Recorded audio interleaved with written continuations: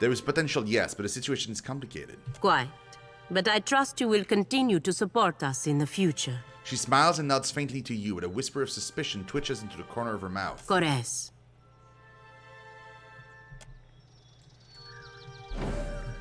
Let's go. See, that's the thing, is I'm down to helping everybody, but ideally what I would like to do is save the, Can't hide from me. locals. It's not their fault. Right like, between the eyes. you have Junker Lurker and 2 Stormblights. Another Junker Lurker.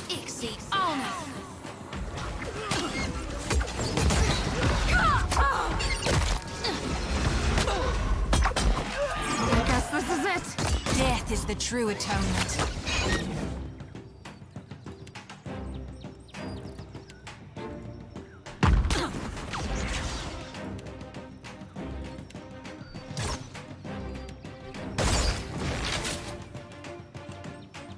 Mow it. On us. I'm killing this and then I'm coming to help you out. See that, Ishi?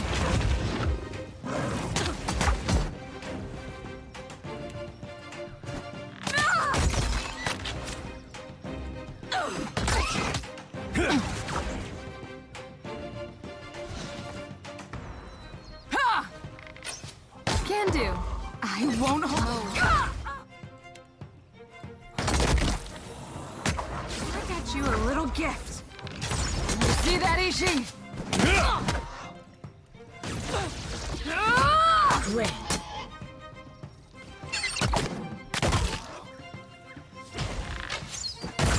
I won't let you That guy now.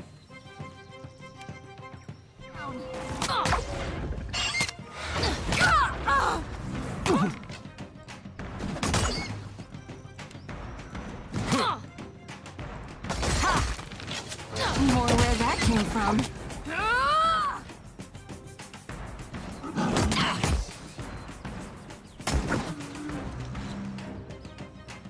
I guess this is it. Let's go, everybody!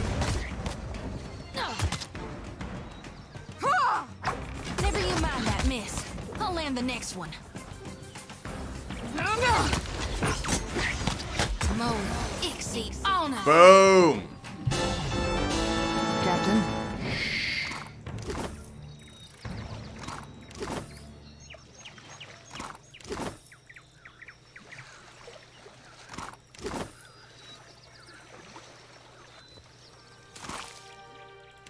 Can do.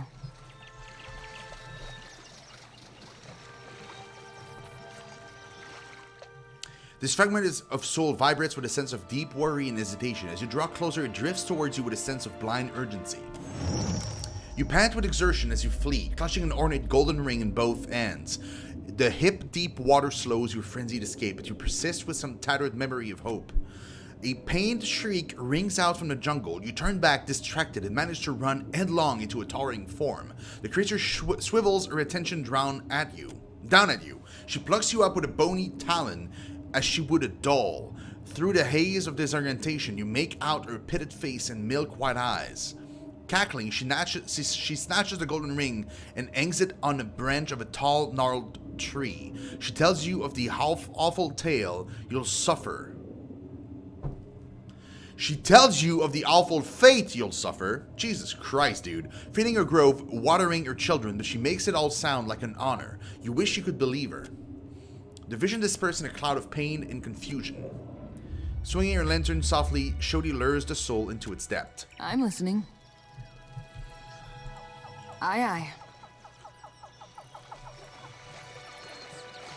Okay, so whatever is here and killing people. I'm sorry. That's horrible. Still got it. Uh-oh. So it's a bat. Oh, it might be a bat. It might Well, be ain't a I bat. God's own fool? I won't let you down. Mow it. On us. Uh-oh. Just ran out. You see that, Ishi?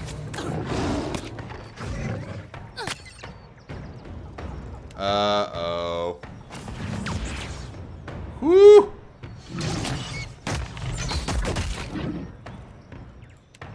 I got you a little gift. Are you sure you want to do this? Reap the whirlwind. Never you mind that, miss. I'll land the next one. Sorry.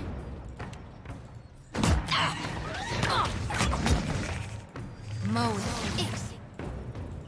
On us. She's up. Still got it.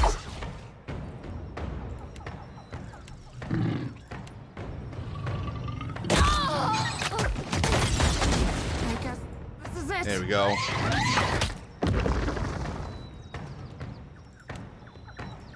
I hope nobody saw that.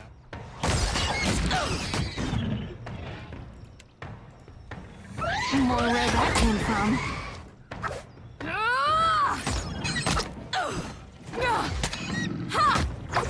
I won't let you down. See that, Ishi?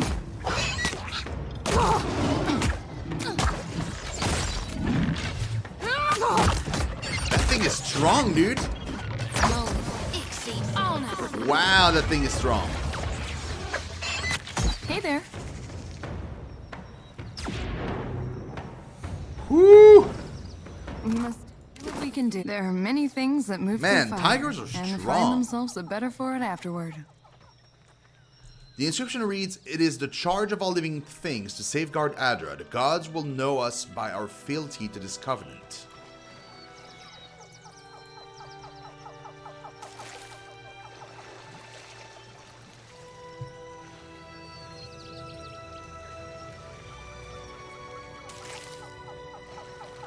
This inscription reads, "Ngadi gifted or chosen people with dominion over water."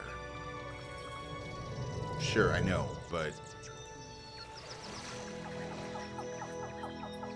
Okay, let's get up there.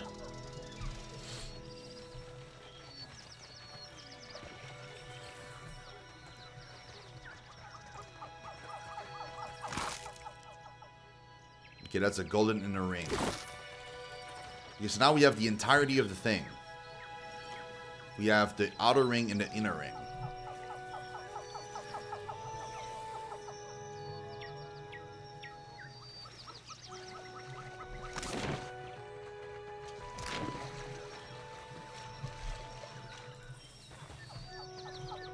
Well, this is a whole lot fancier than what we've seen. Who do you suppose lived here? And when?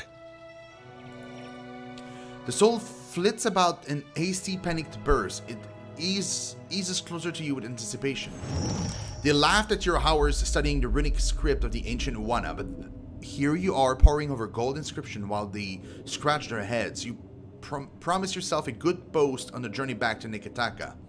No one believes the Wana could have forged a device like the Golden Wheel, but you stay silent on the matter. The Inguithans built more for function and beauty, and this is art. Rotating the control disc and pressing panels at you so engrossed that you mistakenly enter the wrong combination. A slit opened in the disc, discharging a gas that brought you to your knees, coughing loud enough to summon a creature whose shape you could barely perceive through the haze of pain. Boasting would have to wait. Emitting a palpable feeling of relief, the essence drifts into Shodi's lantern. Okay, so if we make a mistake, we're going to summon monsters. It's good to know. Its massive golden disc is covered with intricate engravings and inscription. You're able to pick out symbols representing plants, wildlife, and boats, but there are no discernible order or meaning to their configuration. You note that the vacant depression in the control panel matches the engraved rings you found in the ruins. Read the main inscription. To all wayward kin, far from family shores, let this chart point the way home, that your tribe may welcome you open-armed. Engravings remember what the dead forget. Take comfort in this sanctuary, read its teachings, and let knowledge guide the hand that turns the wheels. The ring you possess could easily be set around the inner axis of the control panel. Study the engravings, look for a pattern. You can vaguely see how different points of the engraving seem to match up, forming a coherent shape in spite of being situated on opposing sides of the carving. A depression in the ring resembles a control panel, which could be used to manipulate the moving parts of the disc, though it is missing something. Slide the golden wheels into the control panel. Hey, Felicast, welcome back, dude. The rings settle into place, fitting neatly around their central axis. The outer ring is inscribed with passages in the Wana runic language. 4 symbols decorates the inner wheel. They show pillars of luminous Adra, the native Koiki fruit, a depiction of the Wana water-shaping art, and a lovingly engraved island. The way these inscriptions align suggests a relationship between the two. Something about the island catches your attention. The runes surrounding it are particularly elaborate, and every measurement uses it as a point of origin. It's Ukaizo. A set of dots on the inscribed panels in the outer ring suggests that it should be rotated in a sequence starting from 1 and ending in 4.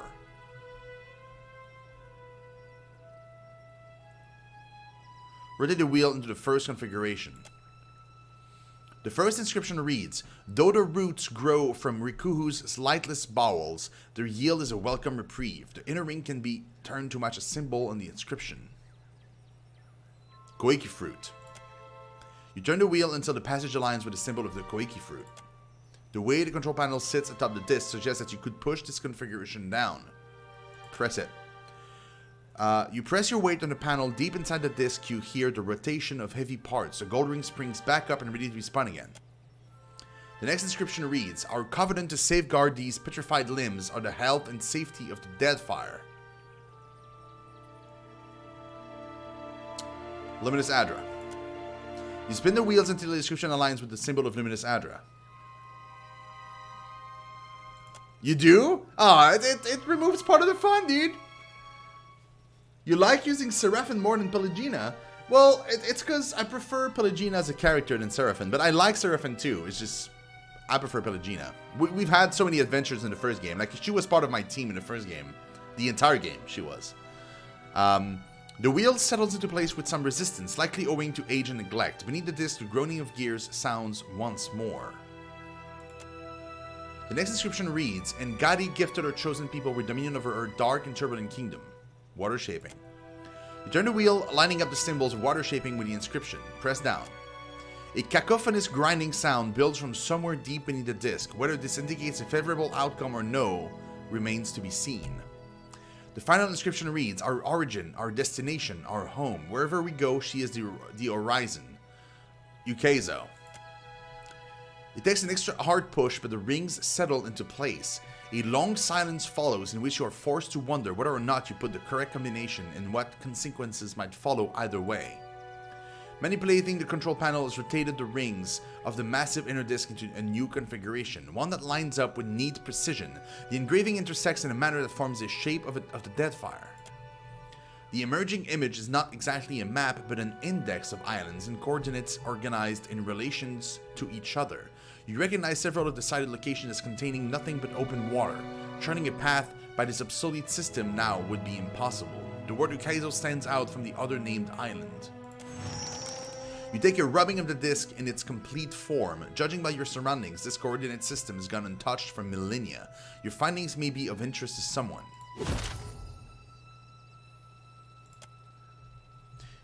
You take your, yeah, I know. The gold rings are resolutely locked in place. Whether or not this treasure should be available to just anyone who happens by is another matter. Destroy the disc. You find a heavy rock and hoist it above the disc. Smashing the rotational mechanism would guarantee that the navigational secret remains yours alone. I never liked that map, either frowns. Destroy the disc. You bring the rock down, splitting a mighty crack down the stonework. Something inside slips free and tumbles down a great distance. Your next blow falls harder still. The ancient disc crumbles, collapsing under its weight and rendering the rotational mechanism useless. The navigational chart is neither functional nor recognizable in its current state. Its secrets are safe. You need my help?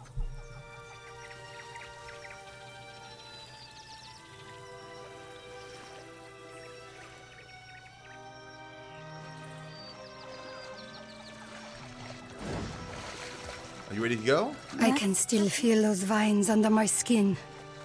But that will pass. Thank you. Yeah, the rotted lady is the lady we've killed. She was the one. Okay, so it wasn't another monster. It was her specifically. Okay, cool.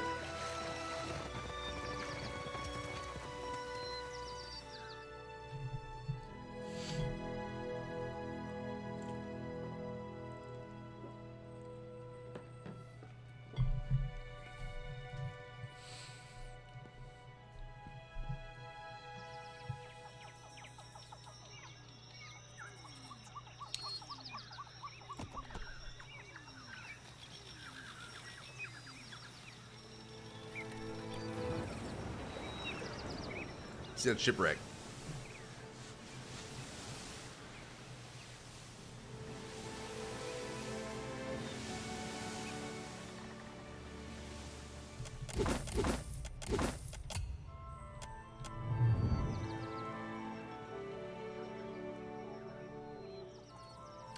That guy's chasing us. I don't think I need to fight him though. If I switch my colors.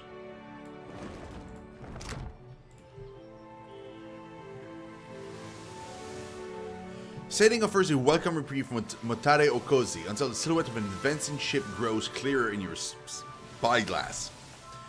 The wind turns against you as the pursuer closes the distance endlessly. A Rotayan junk with a standard loadout of 5 cannons on each side. The flag of the Royal Deadfire Company waves proudly. A placard on the hull identifies it as a benevolent Aegis. Whatever the prince can do with your map, I'd wager the Azanui can do it better. Shrugging, Maya snaps her spyglass shut. A loud percussion followed by the splash of water announces a cannonball fired across your bow. Stand down and prepare for inspection. A commanding voice bellows over the turbulent crashing of waves. Any thoughts? That's Captain Pie's ship. Good man, by the books, tends to fly off the handle when things don't go his way. Maya frowns. Second thought, forget the good man bit. Let's say he's persistent and leave it at that. Parlay. Benevolent Aegis draws close enough for you to recognize a crew as hard and disciplined coastal Amawa. One of them separates from the fold and plants his boot on the railing.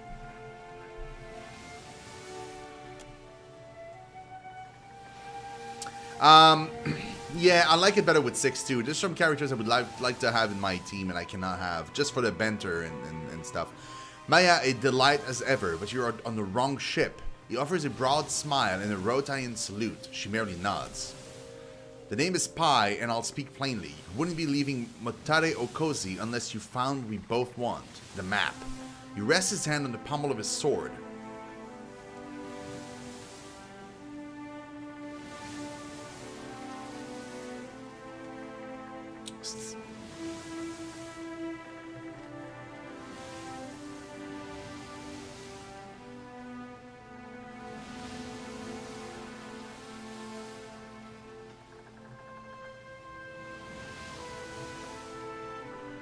The shuriken and everything on it is mine.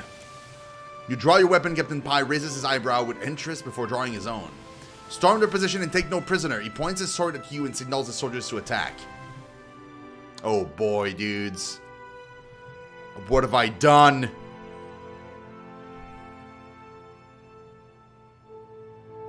Hey, welcome back, Sake. Oh, they're not that numerous. They're not that numerous. Great.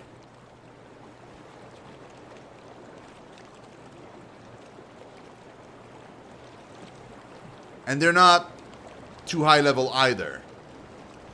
Oh, we got this. We got this.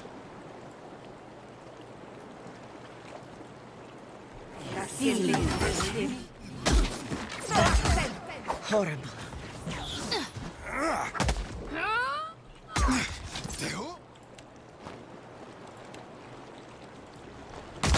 I guess this is it. What if I do this, Bye. bro? What about you just do what I want you to do? How about that?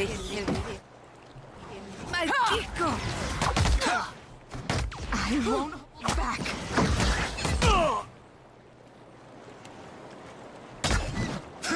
I got you a It's one down. Sorry, but you have to be stopped. Reverse! How could I miss that bastard?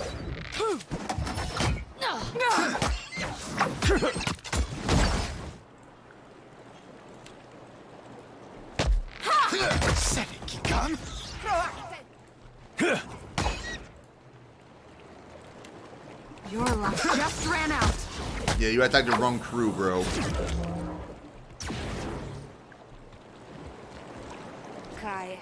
Where the hell is he? Moe. Oh, there he is. Hey there. Yeah, you definitely attacked the wrong crew, bro.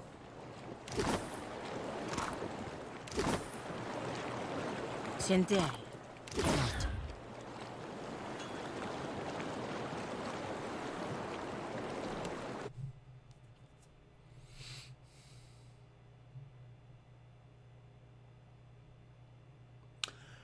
I guess so.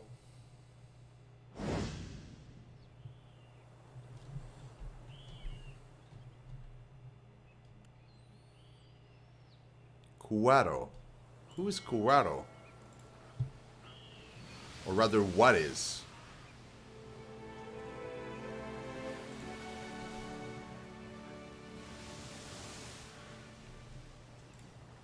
That you?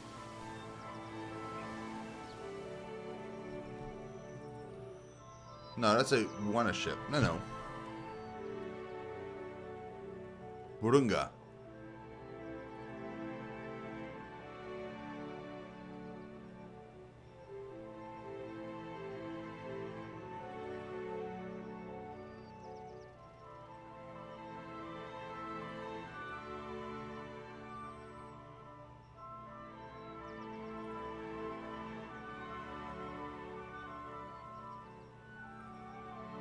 The Siwa the shark. You know what? Let's go fight the Siwa the shark. Now,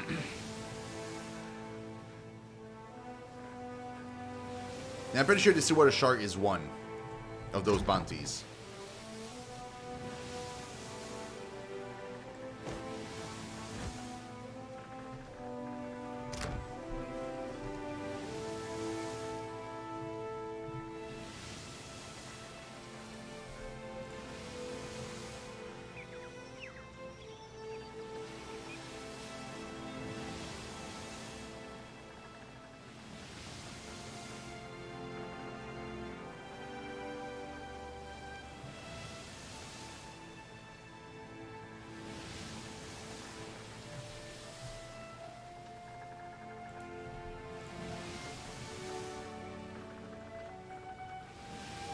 Yeah, me too.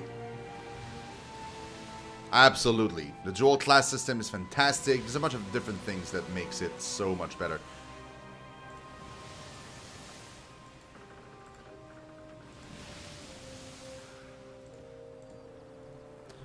Okay.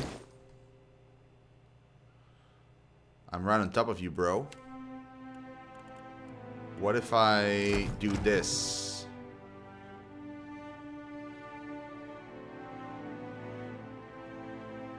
Where's my Principe?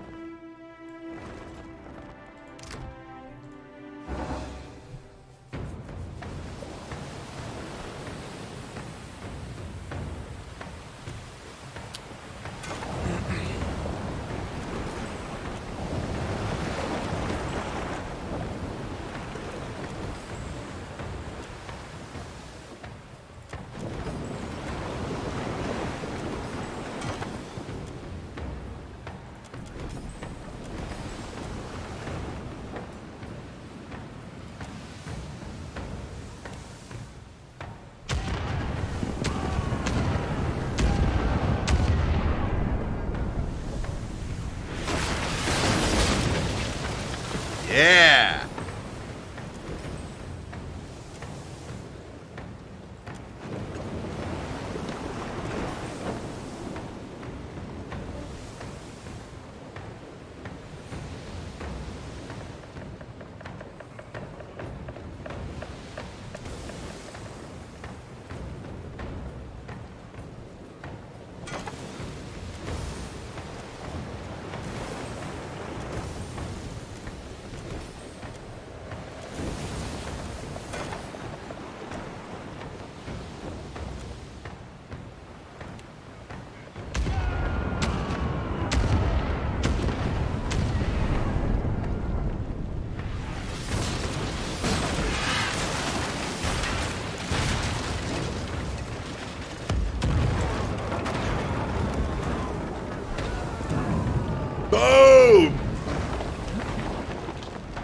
Not a single scratch, dude.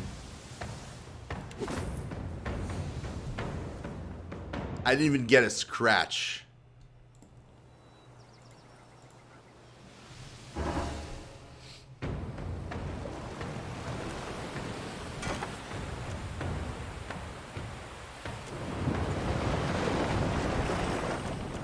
That one's gonna be more of a fight, though.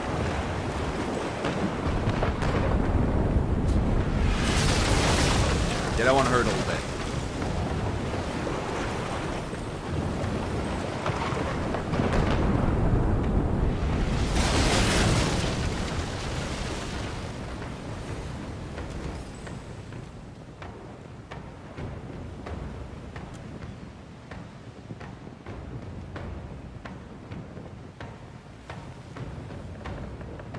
Oh, look at the level. I didn't see the level.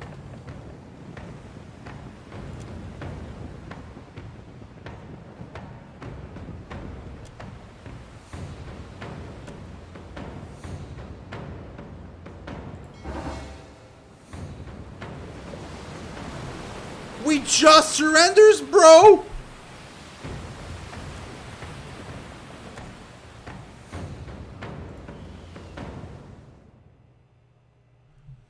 That's weird. You surrender and you're like, yeah, well, let's kill him. Just what? What are you talking about? No. Ishi's crap is harder to get out of leather than tar. This is the second time he's gotten my boots. It's a phase. He's just trying to cozy up to you, Firefly. Well, I was sneaking him some extra seeds. Can you make him target who he poops on? 'Cause I got someone in mind. This sounds like a story. Tell me everything.